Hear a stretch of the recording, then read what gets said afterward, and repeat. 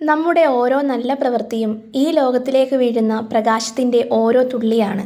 ഒരു കൊടുമിരുട്ടിൽ അകപ്പെട്ടുപോയ ഒരാൾക്ക് ആ വെളിച്ചം ഒരു നക്ഷത്രം പോലെ വഴി കാണിക്കും. ഹൃദയം തകർന്നൊരിടത്ത് അതൊരു പുഷ്പം പോലെ പ്രത്യാശയുടെ ഇതളുകൾ വിടർത്തും. ചെറിയൊരു ദയ പോലും ഒരു വലിയ അത്ഭുതത്തിന് കാരണമായേക്കാം.